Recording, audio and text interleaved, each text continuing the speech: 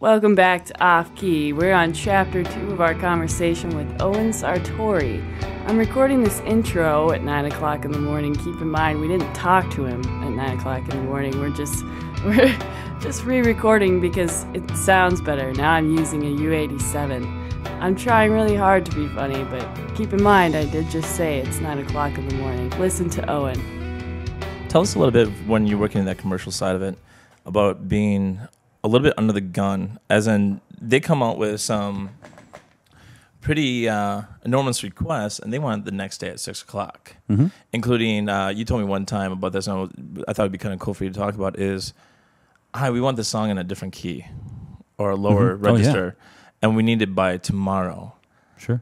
And it's not just, you're talking drums, you're talking every instrument down. Now, if you're talking about the regular guy that's got a studio in his garage that's trying to sell music, and suddenly they're like, hey, we like your song.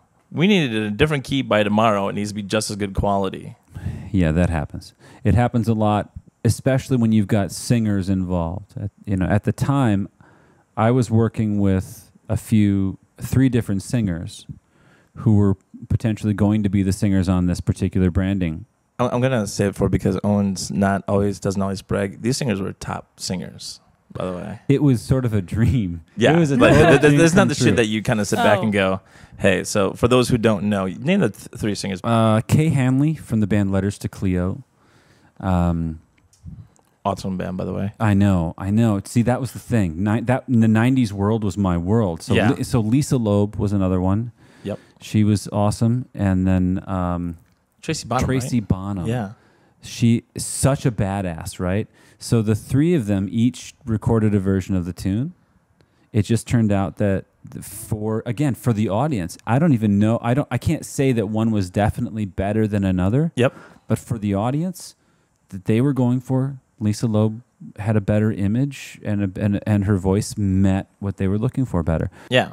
And there's nothing to say about the girl from Letters to Cleo or Tracy Bonham. Like, they're both fabulous singers. Dream come true to be able to work with these people. But yeah, I mean, you had to make the decision. They made the decision. And so what she needed, however, to fit her voice better was a different key. And that's totally fine. I mean, you know this. Yep. In our world, luckily, the technology is there that we can change pitch in the world of MIDI and in elastic audio and in whatever your realm happens to be. We can do that without sounding like, musketeers. Yeah. But there's only so far you can go with it. Like, you can't, you can go pretty far, but you can't completely, I don't know. Sometimes it doesn't work for me. Sometimes you just got to re-record it. Well, exactly. No, and that's an excellent point, because if you want it to sound great, say, give me a day. Not give me 4 hours to get it to you on a deadline. Yep. Give me a day so I can retrack all of the guitars that are on there. But you know what? The ad world is a much more demanding world than the world that we live in as artists. Yeah. But it's also, I gotta say, I just have a blast. I have an absolute blast. The challenge of saying, we have a deadline and I need it by 8 a.m. tomorrow, and it's 2 in the afternoon or 4 in the afternoon, I get the call. How soon can you create a song from scratch and have it sound like a pro tune?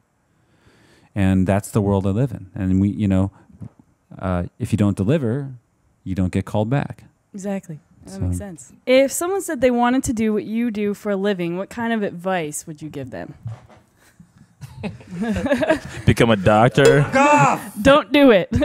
Be a lawyer. Change be a your doctor. occupation. Start listening to your parents now. Go back to college. I've done this before. This is a familiar conversation.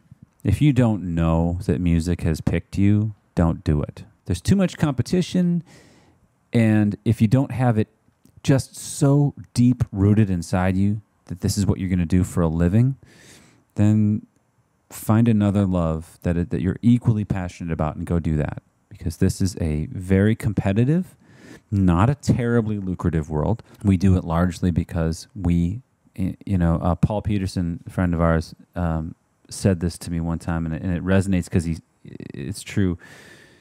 We don't pick music as our career. It picks us. So first things first, know that it's picked you. Know that is absolutely what you're going to do with the rest of your life, whether it makes you a dime or not. Okay. The next step is you have to somehow exercise, I'm not sure how to say this, sort of an out-of-body artistic experience. Separating yourself from the music itself. Bring your creativity to the table, but don't get attached. You know what I mean? Because ultimately, this is not about you.